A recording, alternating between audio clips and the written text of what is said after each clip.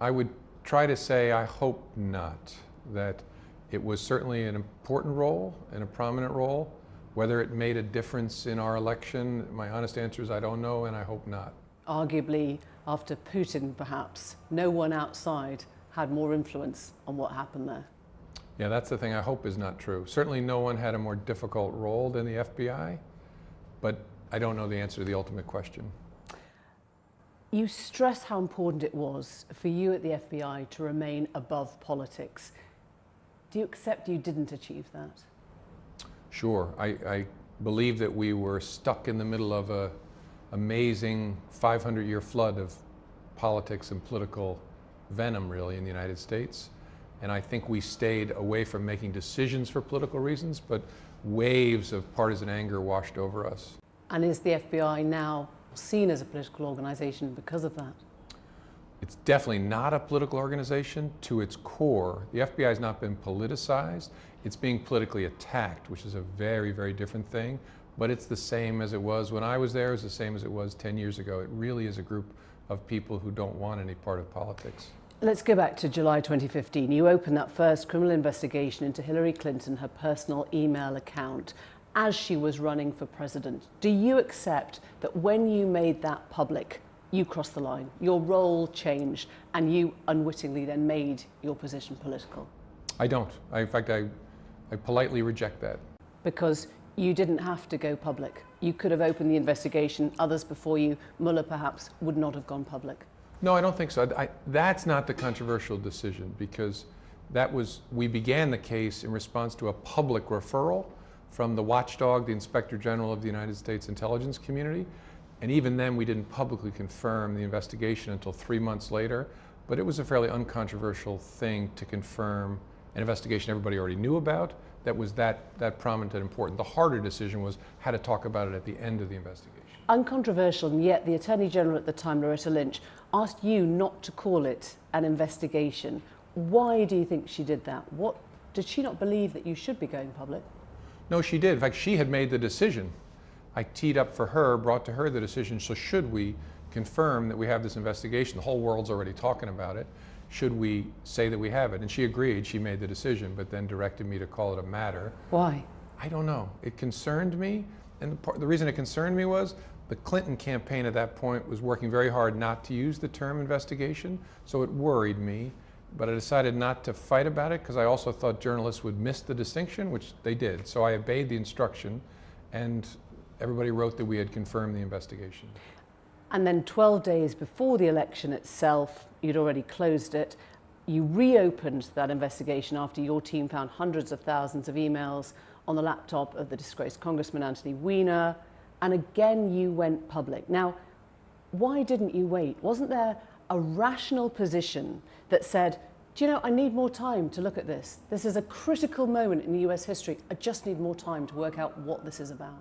Yeah, that's a really good question. And look, reasonable people might take that path. My view of it was that would be dangerous and potentially catastrophic to the justice institutions in the United States. We had told the Congress and the American people months earlier, we're done here, you can rely on this, there's nothing there. And now that's not true in a huge way, and the result may change. So what do? Do you speak or do you not speak? Well, to my mind, speaking would be really bad. Not speaking would be concealing, would be covering up something that was no longer true, and that would be disastrous. Now, someone might have done what you suggest, which is, well, let's take a peek. Let's work on this for a few days and see if we can figure it out. The problem with that was the team was saying there's no way we can finish this before the election. There are hundreds of thousands, which was true, and we have to read them individually. And so what would be gained by that delay? And then you might have a leak of the fact that you'd gotten a search warrant. Except you did choose to not speak. In the other investigation, you knew there was a concurrent FBI investigation at the time into alleged links between Trump and Russia, Trump's campaign team and Russia, and you didn't share that with the public. Now, people are looking at this and saying, weren't you guilty of double standards here? You were playing God. Yeah, definitely not playing God, trying to be an effective FBI director. And I understand totally why people are confused by that. And it requires something of an explanation to actually explain why it illustrates our consistent approach to investigations. Because unlike the Clinton investigation, which was already public, We were in the very early stages of counterintelligence investigations of a very small group of Americans, not Donald Trump, to try to figure out, is there a connection between these people and the Russian effort? There actually wasn't any serious consideration given in the Justice Department as a whole or the FBI to disclosing that, because it was so early. We had no idea what we had, and what is it we would say exactly? We've just begun a counterintelligence investigation. There may not be anything here, we don't know. We would never say that in any circumstance. The harder question, though, was what should we say to the American people about the broader Russian effort to influence the election? That was an important question, and I believed we should say something to the American people. And it was Barack Obama who stopped you from doing that? President Obama actually delayed his decision about whether to do it, and finally in October decided the government ought to put out some kind of statement.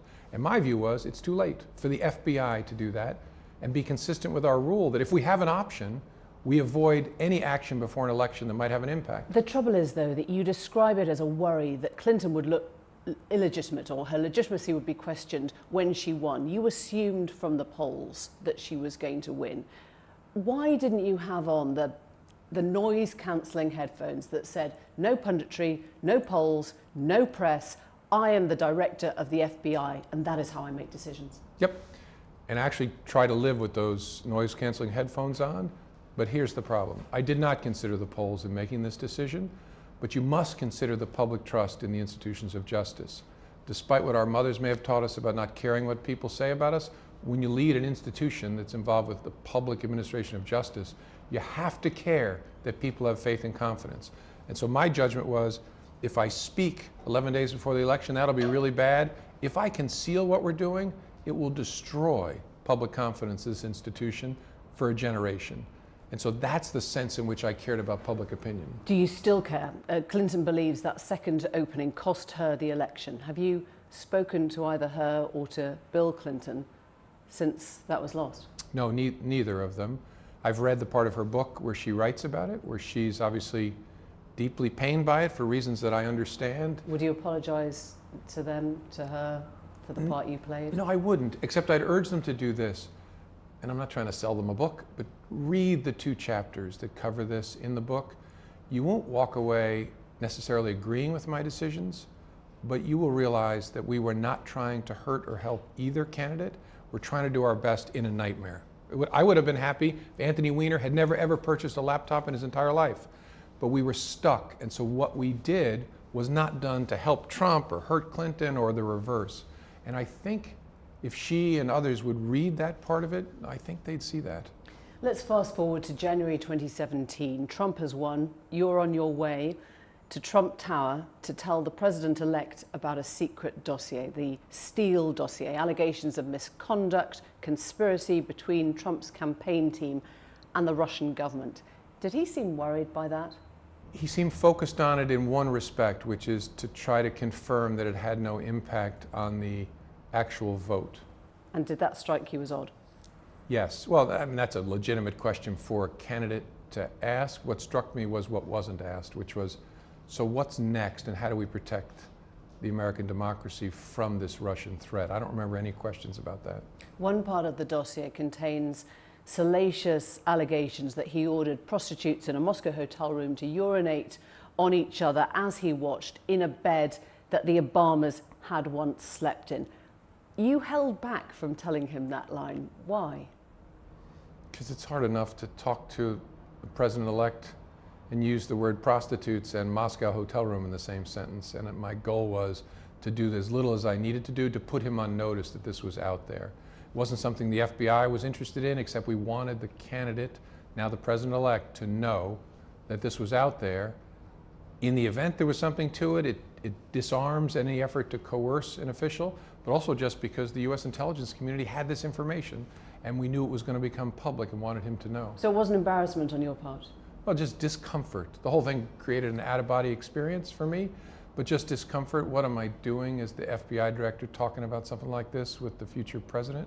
And so I thought I will do my best to discharge my duty to put him on notice, but I don't really want to talk about the rest of that. He thinks the whole dossier is rubbish. Do you believe any part of the Steele dossier? Well, a central premise of the Steele dossier was consistent with lots of other information the U.S. intelligence community gathered. That is, that the Russians were engaged in a sustained and comprehensive effort to interfere in the 2016 election.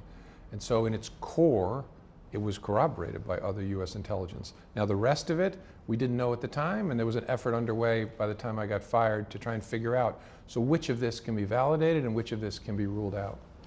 On several occasions, President Trump met with you alone. We heard about the chicken pasta dinner. He demanded your loyalty. Why didn't you just tell him that was not your job? Yeah, that's a fair question. I think I kind of did by, first of all, staring and not giving a response, and then in the rest of the conversation, interjecting, trying to explain why it's important for there to be distance between the FBI and the Justice Department. He didn't see that though. He kept on saying to you, I need your loyalty. Where's your loyalty? Have I got your loyalty? Why didn't you just say, you don't, Mr. President, understand my job? Well, I think from what I said, I think he fairly understood how I thought about my job by both my reactions when he asked for loyalty and what I said during the meal. But look, I think in hindsight, I think it's fair. I might have done it differently, but I don't want to be too tough on myself because I think a fair-minded president would understand the FBI director just told you in substance, this is not something you should be doing. Did you feel intimidated by him? Not intimidated by him personally. I have tremendous respect for the American presidency, and the White House obviously is a central physical place in the life of my country, and so the environment is intimidating. Intimidating is probably the wrong word. It just brings a sense of respect, almost reverence into play, but I don't think that was a heavy layover for our conversation. You claim that Trump told you to drop the investigation into Mike Flynn, his security advisor, over the Russian connections, something that Trump has denied. Do you believe he was trying to stop justice? Was he trying to obstruct it? I think the request that we drop the investigation is potentially obstruction of justice, but I actually don't know the answer to the final question, because under American law, obstruction of justice requires a specific kind of intention, and I don't know what the other evidence is that would reflect on the president's state of mind. Would you be investigating that if you weren't who you are now? Sure. Yes, and I expect the special prosecutor is investigating it. Alarm bells presumably are ringing for you at this stage. He's demanding loyalty, he wants you on your own, he reminds you, you say, of a mafia boss. Why didn't you think, I can't do my job? Did you think of walking?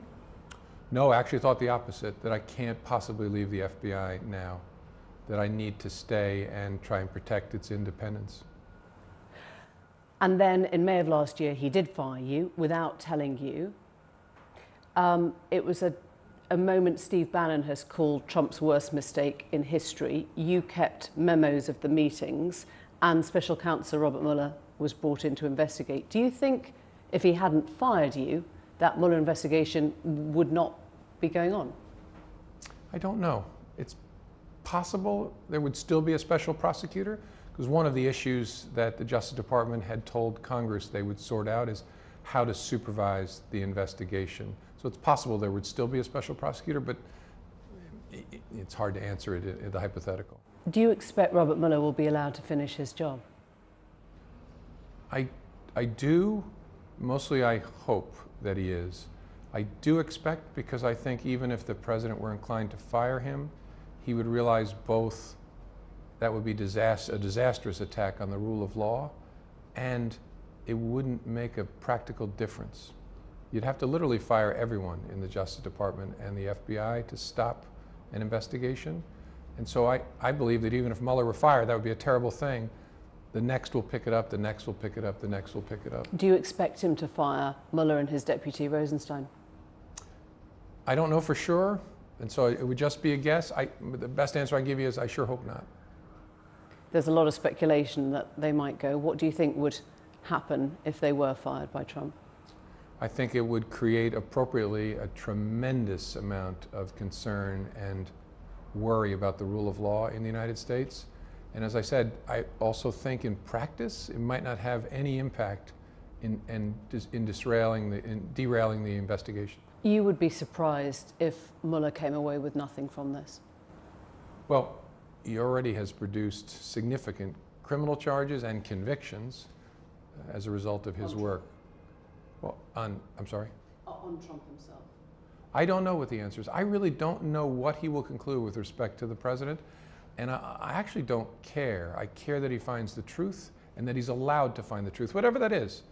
And if he is not interfered with, he'll find the truth. And people should accept it. People shouldn't be rooting for him to find one result or another. They should want him to find whatever is true. You talk of President Trump staining those around him. What did you mean by that? I think the way in which he acts, and especially his corrosive effect on norms, truth-telling being the most important of them, has that staining effect on institutions and people who are close to him. He has a habit of, and even people who support him would agree with this, I think, of telling lies, sometimes big, sometimes casual, and then insisting that the people around him repeat them and believe them. And that stains any human. Does he listen to those around him? Are you convinced there are now enough sensible, reasonable people around him to stop impulsive behaviour? I am not. So you don't sleep easy at night thinking someone will contain him, there won't be an impulsive gesture or an action? Well, I wake up some mornings and read the president is demanding the jailing of private citizens, occasionally me. And so that's one of the reasons I'm confident the answer is there are not adequate people around him to stop impulsive behavior. And we've actually become numb to it in the United States. Our president calling for the imprisonment of private citizens. That is not okay. That is not normal in the United States of America or in the UK. It's not acceptable. And so that is an attack on some of the norms that are at the core of this country. And we can't allow ourselves to become numb to that. Where do you think this is leading? One person said to me, whatever Mueller's investigation finds, it will just be interpreted however people want. Watergate today wouldn't be seen as Watergate. I don't know. I don't know where it's headed. I hope most of all, Director Mueller, special prosecutors allowed to find out what the truth is. And then if he finds significant misconduct, we have procedures under our Constitution to address those. But I don't know whether that's where it's going to end up. And where do you think it's leading if Trump won't listen to those around him and if those people are not going to contain him? There'll be a continuing series of attacks on the values that are at the core of this country. And one of the things I hope to accomplish in writing this book is to stimulate people, no matter what their political views are, to realize there's something above that that is at the heart of this country, that set of values, especially the truth, and to focus on it and to do our absolute best to cabin the president and hold him accountable for violating those norms. He will stain everyone around him, you said. Eventually it makes you unable to accomplish your goal of protecting the country. Has he not stained you? You're writing about his fake tan and his hands, you're angry on Twitter, you're slagging off the president in a book tour. Do you feel stained? I don't, and I hope not, and I'm never angry on Twitter. I try not to be. I try to be occasionally funny and artistic and ambiguous, but and this business about I'm attacking him in the book in his appearance, I'm not. I hope people will read the book and see that I'm actually trying to be an author and describe in a detailed way my boss when I was a kid working at a grocery store, John Ashcroft, the former Attorney General, and the President. It isn't about picking on him, it's about describing a scene. So I don't think so. Again, it's hard to judge because I'm trapped in me, but I don't think it's stained me. You described the President as being uninterested and distracted in a briefing on terror. What advice would you give to foreign leaders like our own Theresa May when dealing with Trump?